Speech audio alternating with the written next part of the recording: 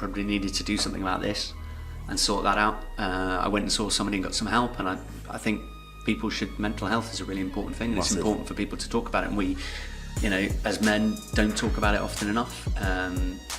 It's okay to not be okay.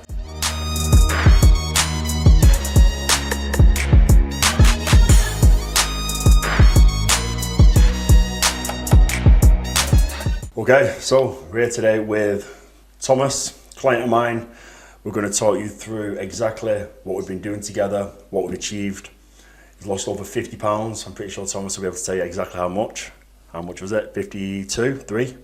56. 56. He tells me off when I get it wrong, okay? But we're going to kind of give you a bit of backstory about his life, how we've done this, and hopefully it's going to be able to help and inspire you as well. So, Thomas, tell us a little bit about yourself. What do you do? Have you got family, kids, general? Who are you? Who's yeah, Thomas? Hi Tommy. So I'm coming up for 46, and I have 5 children. My eldest just turned 18 very recently, and my youngest is 2 next month. And I'm a solicitor. I'm a partner in a law firm and head up the team there.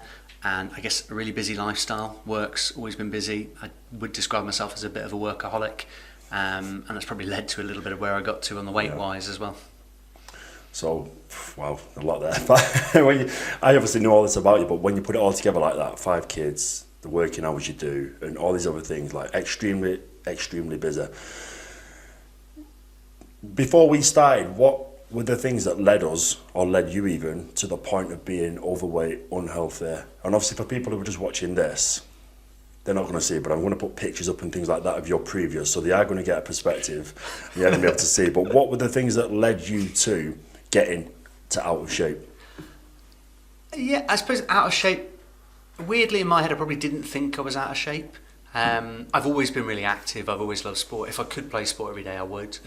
I come from having played rugby. I played for my team for over 20 years. And I retired the weekend before COVID, actually, before lockdown.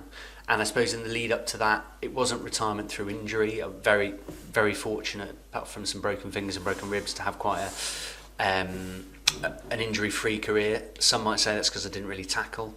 Whether there's truth in it or not, I don't know. You're way unscathed. Well, the people in the backs, yeah. So I think it was more, I did that, but in the last couple of seasons, I probably wasn't able to get to training as much. Commitment of work, and a conversation with Sarah, my wife, family commitments and kids, and something had to give a little bit. And also, you'll know this because you come from a rugby background, if you're playing a contact sport, if you're unable to train, there is a risk, if you're only doing it once a week, of injury, because your body's not attuned and not attested to it. So by the time I retired, I probably was already past my prime in terms of weight and those sort of points. We retire and COVID hits in. Crikey, casting my mind back, it seems like such a long time ago. Good timing in that my 4th child had recently been born, so I got to spend some more time with her, working from home. We'd always go out for family walks at lunchtime every day, so it was nice to do those things. But it was creature comforts at that time, I think, for a lot of people. Yeah. It was not really calorie counting, not really thinking about any of those things. So you said something really interesting there about I didn't really think I was that out of shape. Looking back now, do you think the same? No, looking back now, I clearly was a fat. Insert the adjective. I think in reality I'd probably come to accept it. I knew those sort of things and tolerated it, and I just lived within my clothes. There were, I suppose, a couple of points, possibly, I think it was post-COVID, I went and bought some suits, and I'd gone from probably a 36 to maybe a 40-inch waist. But, thought, okay, not a biggie. Yeah, it's one of them, because you're not on your own with being in that position, just accepting it. Like, a lot of people will just accept it. What was the thing that actually clicked for you to go, you know what, I need to do something about this, I need to change? What changed? I think there are a few things. It's probably worth delving into it a little bit. Unfortunately, during COVID, I know that was a very tough time for a lot of people. I suffered quite a lot of loss within my family.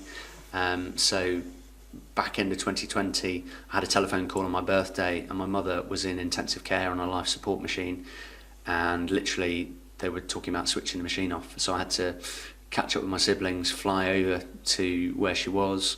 That involved getting passes and permission to land because we're full COVID, full lockdown, landing there, being tested to check it was clean. We'd managed to get a waiver, so ordinarily one would have quarantined for 2 weeks in that country, and literally sort of going into the intensive care unit almost in a hazmat suit to read my birthday card, and they turned a life support machine off. I know that's obviously tough to say and tough to hear and tough to process. Then led to me looking after, together with my siblings, my grandmother who had dementia, and she passed away about a year afterwards. And I think loss, people deal with loss in very, very different ways. It wasn't necessarily a food thing, but that can be a comfort. And I became engrossed. I was already engrossed in work, but I became engrossed in sorting their estates and planning and dealing with houses and all those other things. Whilst COVID was going on, from afar in another country, having to go backwards and forwards insofar as travel was allowed to deal with those things. So I probably wasn't looking after me. No, absolutely. You had a lot of stuff going on in your life, and it sounds like the priority and the focus was working and then dealing with all the aftermath of, you know, the event that occurred. So no doubt you didn't have any time for it, you didn't really have it at the forefront of your mind, but was there a kind of specific moment where a light bulb went on, or was it like, you know what, I need to do something about this? Well, I think there's, so breaking that down, Tommy, there's two things to it. One, I suppose I probably needed to do something about this and sort that out. I went and saw somebody and got some help, and I think mental health is a really important thing, and Massive. It's important for people to talk about it, and we, you know, as men, don't talk about it often enough. It's okay to not be okay, but it's important to reach out to people. So the losses that I suffered in that scenario, and whilst I've got 5 kids, my 2 elder kids used to live with me half the time and sadly don't anymore, and that's a different type of loss. Yeah. Arguably possibly a bit of a harder loss. Yeah. I know we spoke about that in person, and you know we know how much that affects things and stuff like that, but you know the fact that you've actually, I wouldn't say use these things as like fuel and determination, but you've not let them get you to your knees and end you, because you know for a fact that you've got so much that you need to, so many people that you need to be there for, you know, your kids, your partner, you know, work's a massive thing in your life. So there's something obviously inside of you that's strong and resilient enough to kind of come up against these things, you know, these different adversity that we all go through, but keep going. So I think, has that always been kind of like ingrained in you? Yeah, I've always had a really good work ethic, and I suppose things haven't come naturally to me in sport or life, and I've always had to work hard at it. That Chumbawamba song, you get knocked down, you get back up again, that's kind of my career and my mantra, and so I've not let it get me down. So I needed to sort my head out first, and you know, I'm getting there, and I think I'm there. And then as to your point in terms of the fitness point, I'd be buying, and I did a bit in COVID, I laid out a gym floor in the garage, I bought gym equipment and everything, it just sort of sat there, and I thought, well, there's no reason, why am I not doing it? You know, I'm a proactive person, just do it, Thomas, just get in. But there was some mental block or some reason to it. So as to reaching out or looking, I kind of thought, right, I need to do something. I'd had a gym membership for ages, I dabbled at it, I have found the gym boring. I know we've talked about this before, sometimes that can be assisted by going with somebody else and training together and training collectively. So my son, who's just 16, he and I now go, and I really enjoy those sessions. It's quality bonding time. He's definitely way better at it than me. I've seen him. He's in good condition. He's in good condition. I think that's really important there, the fact that, you know, we've openly said that you're not a massive fan of going to the gym on your own. Not everyone is. But the fact that you can incorporate your son, go to the gym, have quality time with him, and work towards your goals, that there in itself is just a completely different perspective of looking at going to the gym. From I don't like going to the gym to I love going to the gym, spending the time with my son in that hour and having some quality time with him. And more recently, I know my wife signed up with you. We haven't discussed referral fees yet, so I'll have to chat on that. But she and I have been, you know, when we can find the time and a babysitter, we've been going to the gym together and doing a session. That's really nice. It's like having the time in the car, going there and back, and doing those sort of things is important. So as to then when I needed to get myself right, it was sort of like, okay, I need to do something about this. I was looking in the mirror and starting to think, and thinking, this can't go on. Moreover, thinking, this can't really be healthy for me. Important to add, I don't drink. I sort of stopped drinking about 9 years ago, so I didn't have that, not an excuse, but I don't have those calories or those points on it. So it was comfort. It was, because I was working hard, it might be go to the garage and I'll buy a Red Bull, not necessarily the sugar-free one or any type of Red Bull.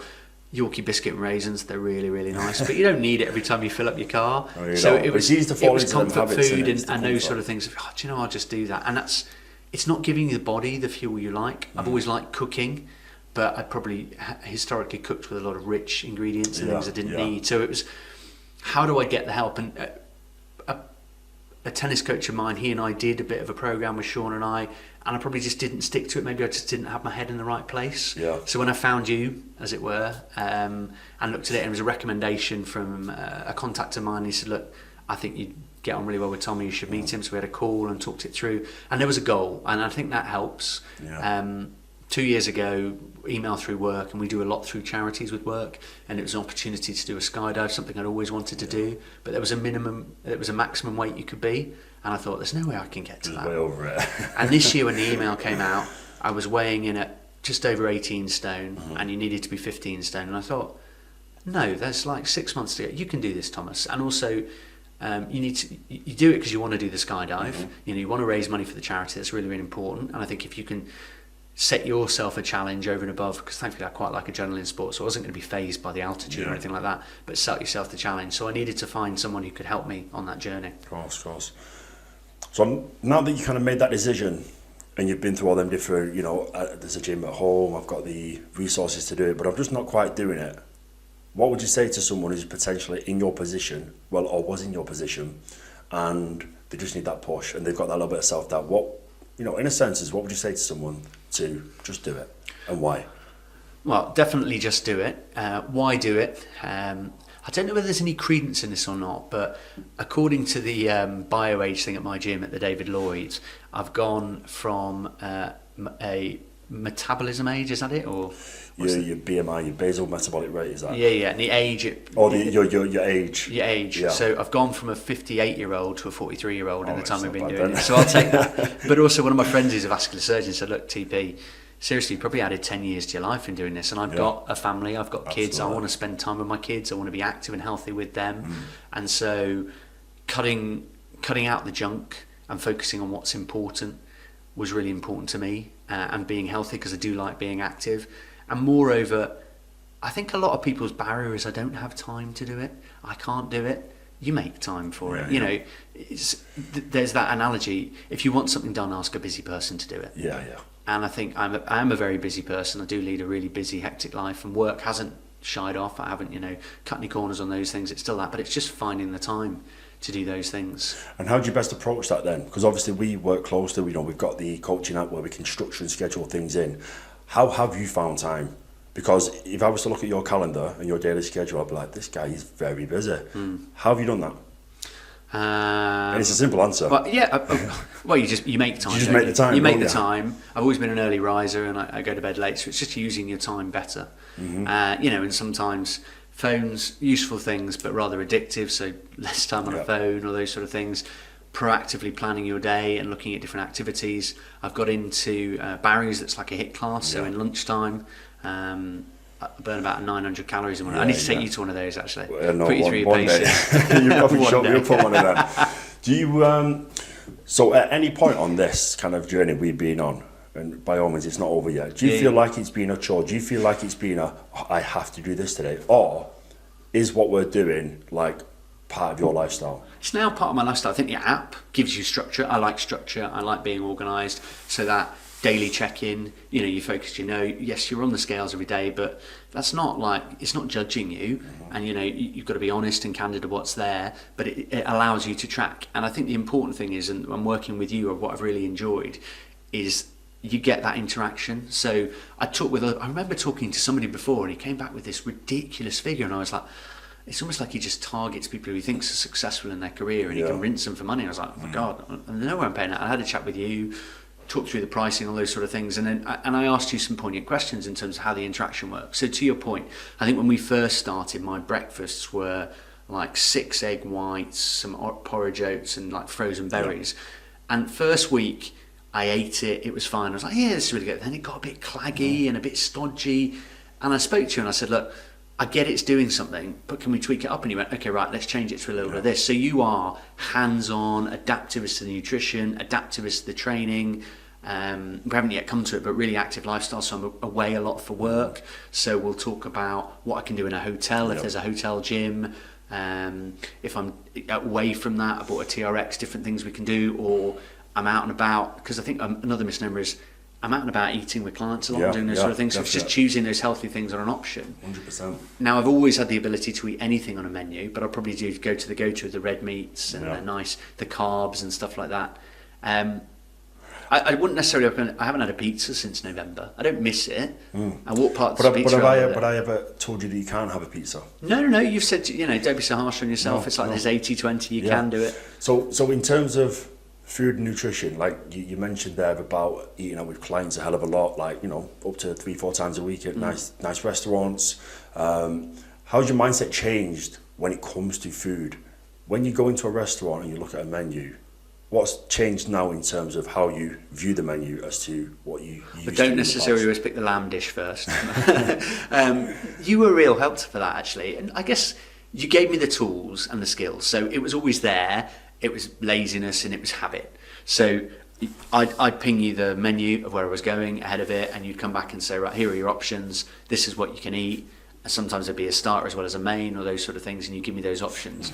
And now I still do that, but invariably I probably already looked at it and made the same decision as you would. Yeah. So it's choosing those healthy points. It's almost like a little game, and you look at the menu first, pick what you think's the best. See if I could second guess you. And then I can kind of come back with it and you go, yeah, I was going to pick that anyway. But I think the thing with that is, right, we've got to be realistic.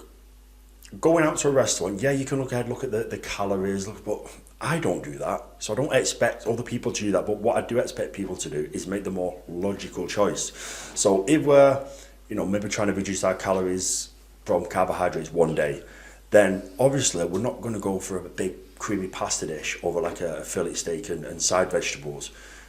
The end goal is you're still out enjoying food. You're doing the same thing. You're not being restricted, but we're just being a bit more conscious of the foods that we're eating. And I think my job is to really educate, people like yourself and other clients is I don't have to hold your hand every step of the way. You're in a position now where you can go to a restaurant and enjoy and make the right choices.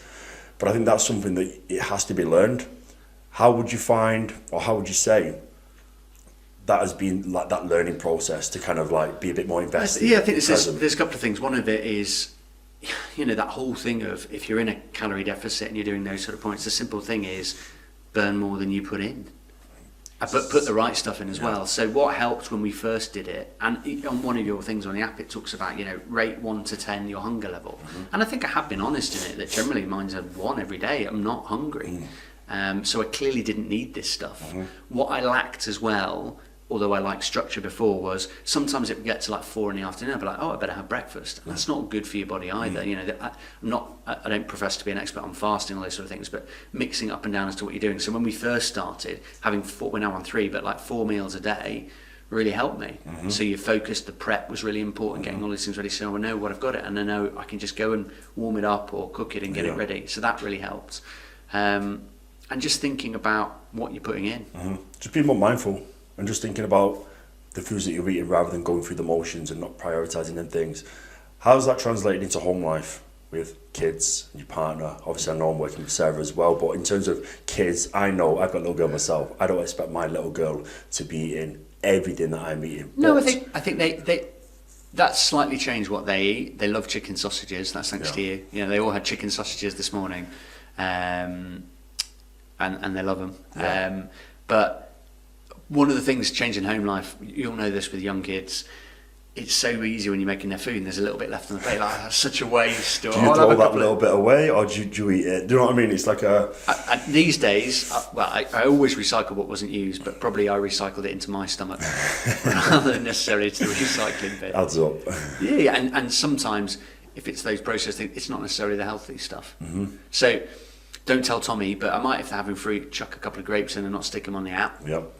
Full disclosure, but no, not like the chips or if they're having something like that in there. Yeah, cool.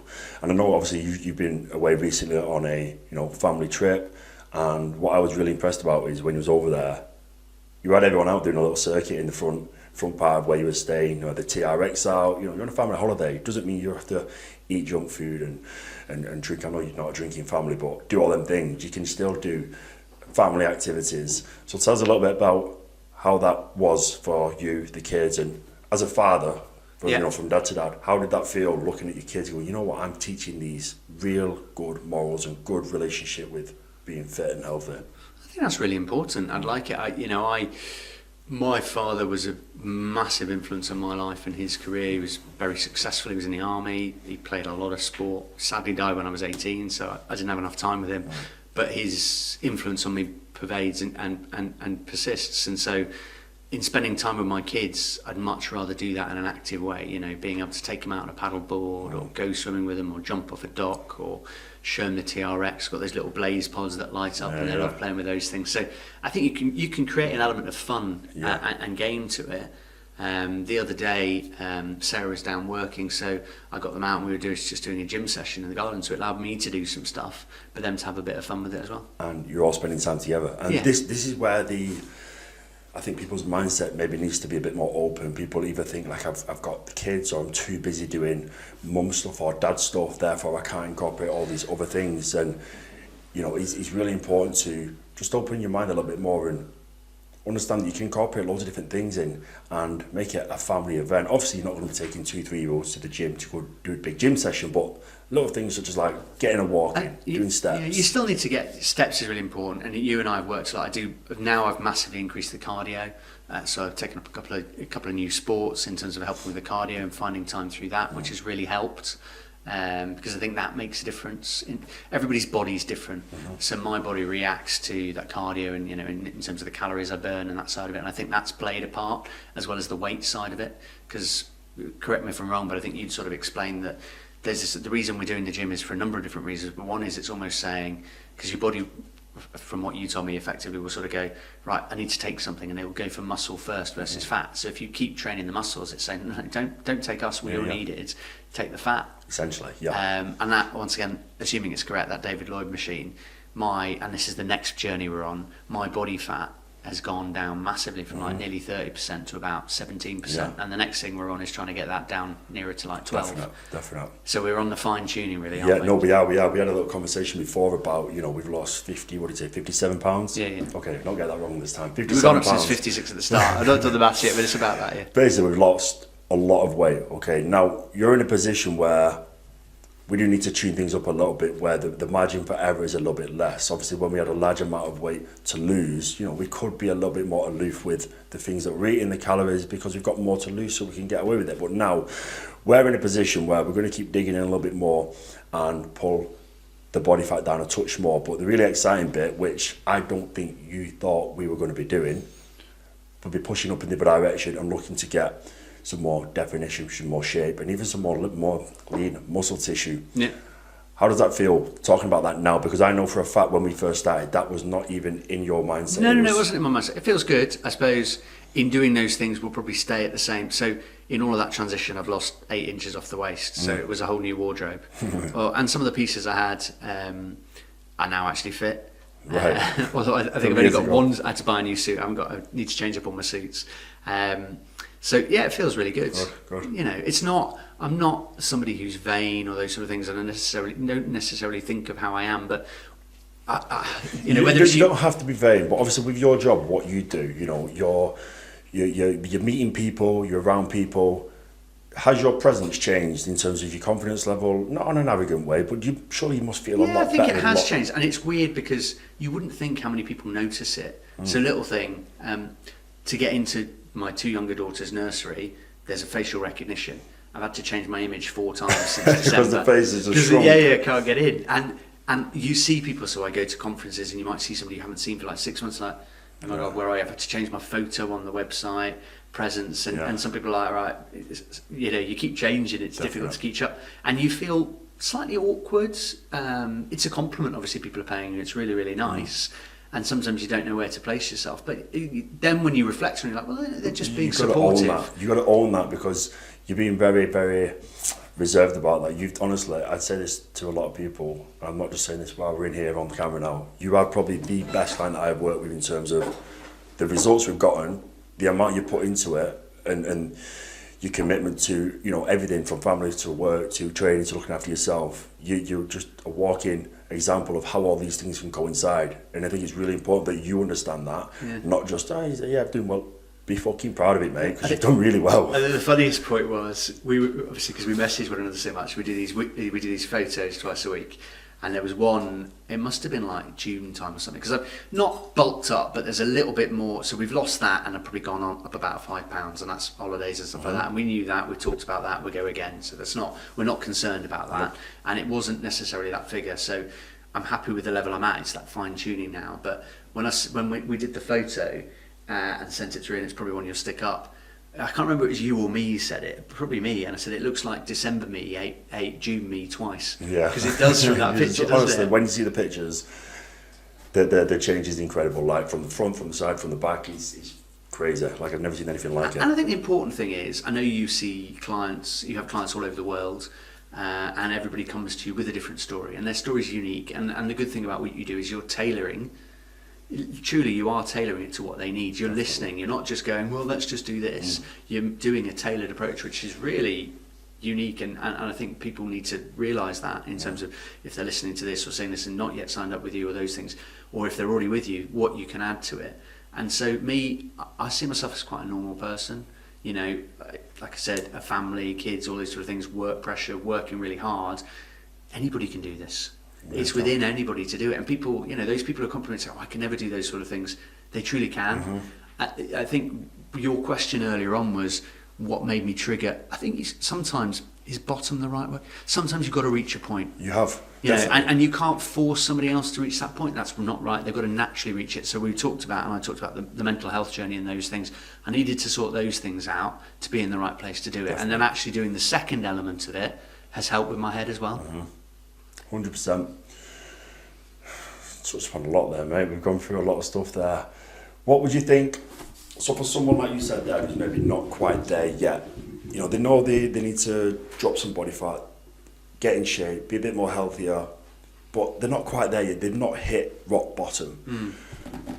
What would you say to do to just start? Maybe not go from 0 to 100 and do the extreme lifestyle change, but what couple of things would you say just start implementing into your daily life to take them first beginner steps going forward? Well, I suppose there's that obvious point. If somebody's those things, what can you get rid of that you don't need? Yep. So my point, the Yorkie biscuit and raisin, a double Yorkie biscuit and raisin, if I'm being truly honest, and a bit of Red Bull. Do I need it? No. Did it give me a short pep? Yes. Did I feel like, ooh, yeah, that was like good, a short term hit over more of a longer term. But then I'm doing nothing to get rid of it, so Exactly. it's just adding and adding it. So I suppose there's that. Literally, you know, you don't necessarily need a watch that counts all these things, can be your phone, but try and be a bit more active. So already in doing these things, some of my meetings I do through work, my colleagues or whatever, we'll go for a walk. Because otherwise, if you're in a desk job, which I am, which is quite sedentary and doing those sort of things, that causes an issue. Also, if you're working from home days are the days when you're probably only going to do about 4,000 steps unless you do something about it. So it's called a lunch break, you're entitled to it, or a break at some point. Take a break, log off, go and do something, get out and about, go for a walk. There's just little do things in something. it, just implementing Those those little into. things. Would you say that it's harder in that first month when we've not created any new lifestyle habits? You know, you've got a lot ahead in terms of to lose, or would you say it's harder now where we're at, where we've dropped a lot of weight, 50 plus pounds, and we're trying to fine tune? What's It depends what we're classifying as harder. If it not that it was about weight loss, but at the start the weight just flew off because it clearly needed to, and those little tweaks made such a difference. So manifestly, albeit maybe not the physiology to start with, but the weight side of it made a massive difference in the first month. You know, I think in the first month we lost like nearly 15, 16 pounds, something like that. Phenomenal amount of money, because it clearly just, not money, weight, I beg your pardon, because it wasn't needed. But as to the harder bit, I think now's the harder point, because not that I'm stepping on those scales every day and expecting to see a change, but it's not giving that, not the reward, but it's not suddenly translating it's not into the stuff. same level of, like, again, we don't need to measure progress by what the scales are saying. They're a measuring tool that we use to just track progress. Like, you know, you said you've been away on holiday, you've gained around about 5 pounds. We're not worried. We know that's predominantly water and it's going to come off by following a certain protocol. But I think to the point that you're trying to get across there is almost like it's a bit harder now because things are a little bit slower. But in the position you're in now, in terms of having lost a lot of body fat, the margin for progress is going to be small by increments. But then I suppose it's not like you've taught me in what we've done, it's not like you need to live like a monk. So yes, I did go away for 2 weeks and had a nice holiday, and I was conscious of what I was eating. But actually, having done the process with you, I'm not saying a complete blowout, but I could have gone for 2 weeks and not really calorie counted and done those things, and then come back in and gone, do you know what? I know I can do this. So you've given me the tools to know. Not that I plan on getting back up to that again, or I don't want to increase. In my head, I've got a weight I don't want to go past ever. And so I know that if I ever get near that, I just need to go cold turkey on certain things and go back to it. Yeah. So you've given me that tool to know I can achieve it, and how I can get to that. Of course.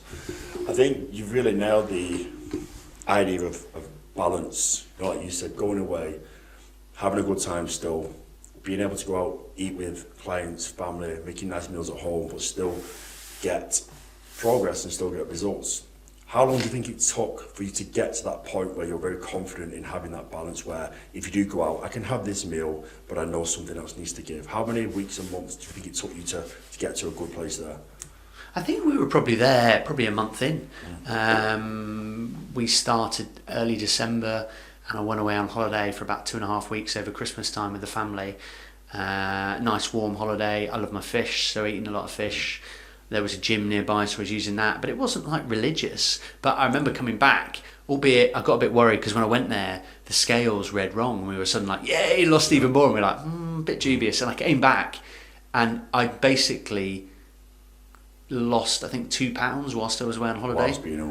Whilst being away for nearly 2.5 weeks. And that made me realise that what we'd done and what we were doing was going in the right way. You know, I didn't feel like I sacrificed anything when I was away. You don't have to be extreme, you don't have to make all these sacrifices, like all these different things you've got going on in life, family, work, social life, looking after yourself. They can all work together in sync, okay? Like you said, it just comes down to the structure, the planning, and making sure that you're being consistent 80% of the time. That's kind of how we go by things. But when it comes to like motivation, we've been working together for a long time now. Obviously motivation, some days you're absolutely buzzing for it. I know you told me the other day about you was going to a Barry's class and you weren't really feeling it. Yeah. How do you deal with like dips in motivation where you don't necessarily have that drive to go, I'm up for it today? I think you've just got to have a bit of a word with yourself. Yeah, I'd woken up in London, not had much sleep, not slept very well actually, and I was walking to this Barry's class. And a Barry's class is a HIIT class. You're doing running, you're doing activities, and you've got a choice when you're in there to almost pick, particularly when you're on the running machine, 3 different variations of speed and different things of it. And I walked towards it feeling, which isn't like me really, feeling like, well, do you know, I've logged in, I don't want to waste the money, I'm going to do it, but I'll probably log in and I'm just going to do the lower speed because I'll just assess and tune. It wasn't that I felt tired, it's just demotivated. And as I walked in, literally as the class started, I thought, that's completely the wrong attitude, Thomas, just go for it. So I went for the top speed and actually beat it, and I felt way better for it.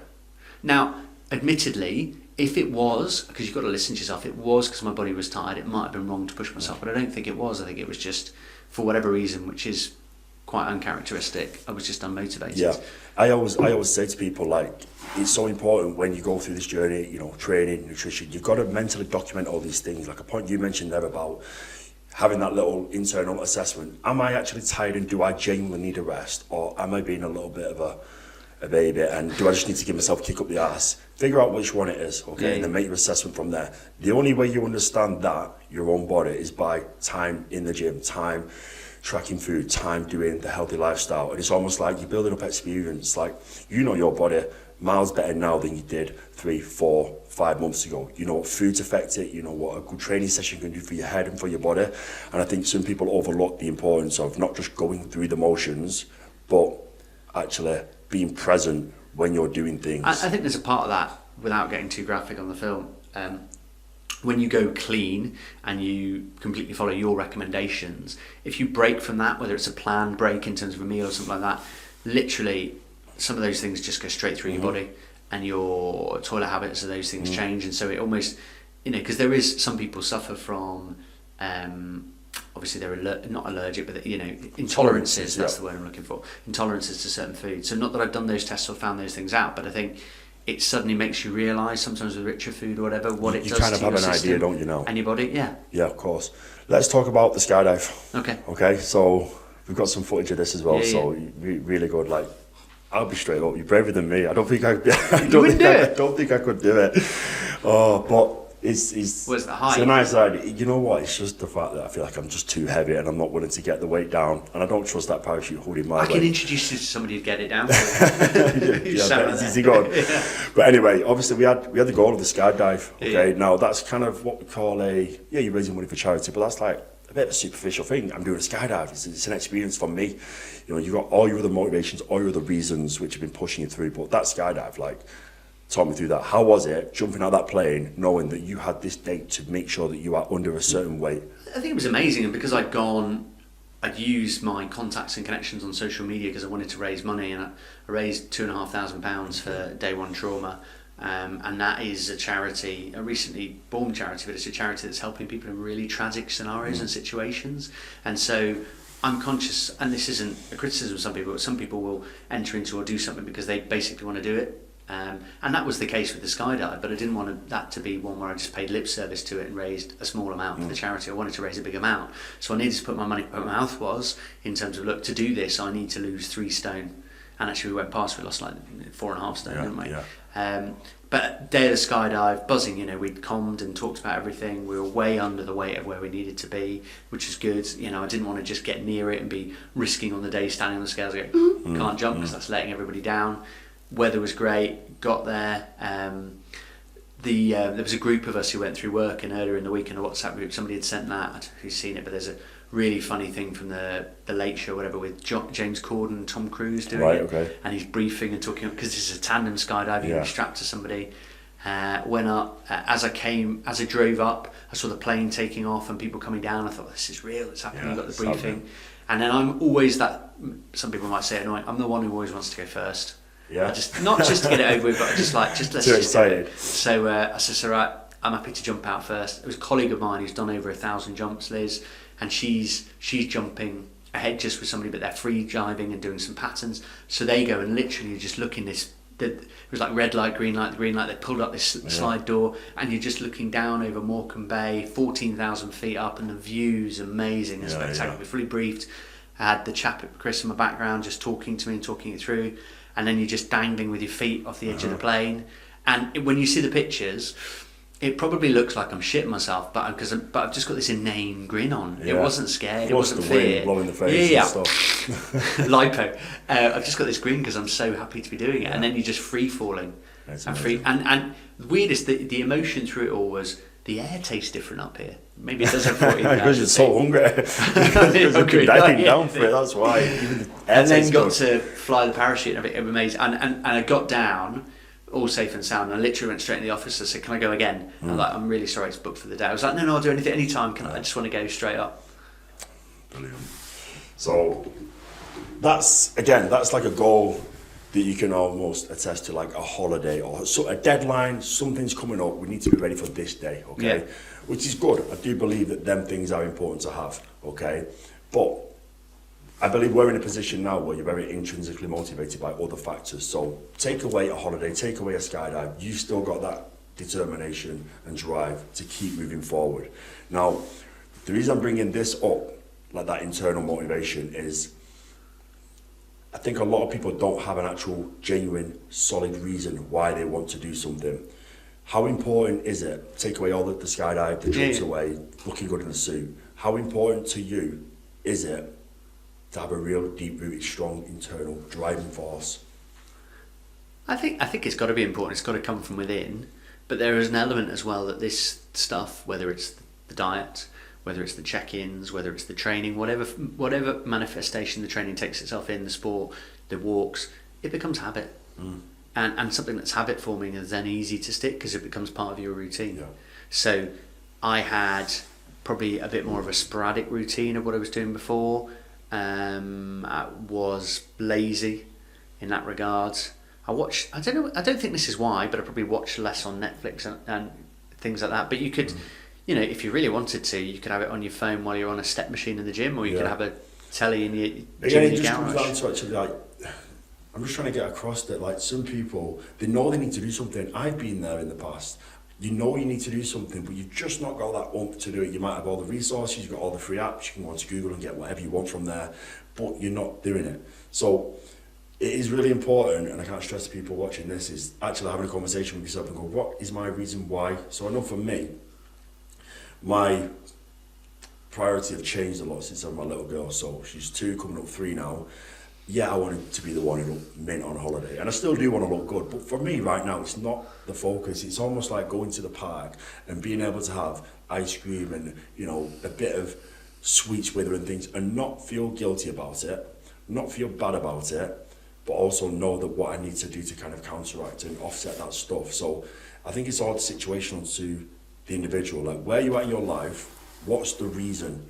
Because I couldn't think of anything worse without being too doom and gloom, like not being here in 10, 15, 20 years, and not being around to see the, you know, the best parts of my daughter's life. And obviously if you've not got kids and things like that, then that may be different. Maybe a partner, it may be wanting to build some kind of legacy in your life, but I think it's really important to get that across, to have an internal reason, because a superficial reason, like a holiday or something, is not strong enough. I think, I'm not saying looks are superficial, but that possibly is another thing as well. It's really important to do that. And the other thing I'd add on those, I suppose, is moreover in doing what I've done or what your clients do, it's meaning that I can be active with my kids and I can be there for them, you know, as regards to the loss I've talked about with my parents, but also if I want to go and do co-steering, or, you know, my son and I are planning on jumping out a plane as well, because he's now 16. Those sort of things, I can do it because I'm physically fit enough to do all of those things. There's no impediment, and that's creating memories with my kids, which is really important. No, it's priceless. It really is priceless. And obviously people who've not got kids, they might have something different, but we spoke about you not necessarily enjoying the gym too much and doing you 5-6 days a week just lifting weights. It's not for you, which is absolutely fine. And this is where coaching is really individualised and specific. You know, we do one personal training session every 2 weeks. Get in there, get a rocket up your ass. We do work hard because there is a place for it, and resistance training and strength training. But I know you also go with Sarah, your wife, and you do a session with your son. So them 2 hours there, how would you say that you view them hours now individually? Is that I'm going to the gym, I have to tick this off, or is it something greater than that in them hours? No.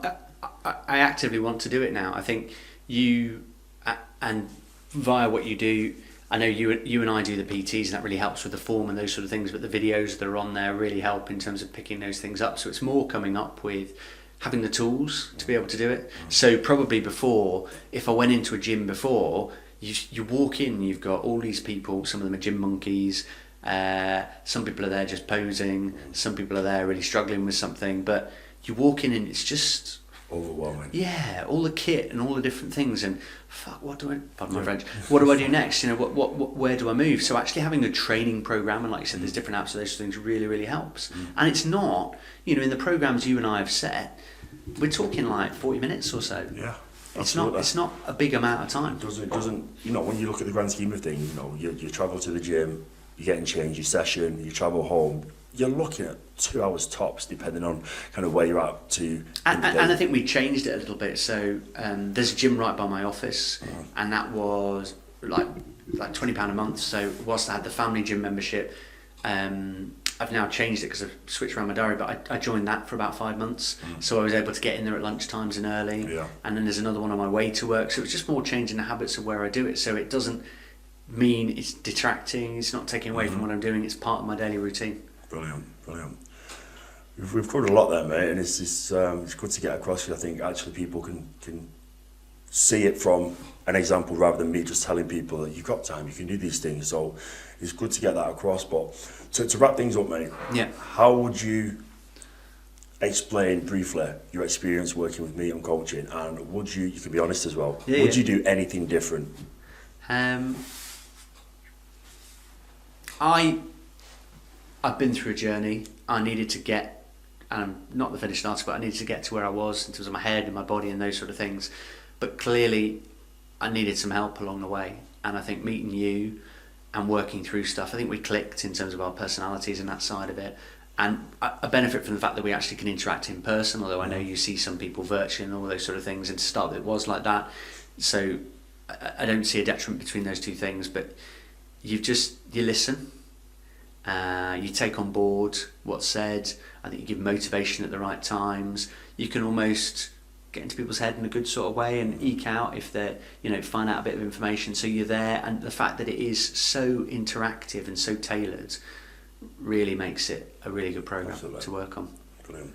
Well, it's been a pleasure. Enjoyed it. And obviously our journey's not finished. No. We've got other things that we're going to get onto, but it's been really good today. Hopefully you've enjoyed this conversation with me and Thomas. Hopefully it's helped and inspired some of you. But we are now going to go off to the gym. Yeah. We're going to do some training. We're going to put you through a session. So sweat it out. Yeah. So we'll see you over there. Cheers. Thanks. Thanks.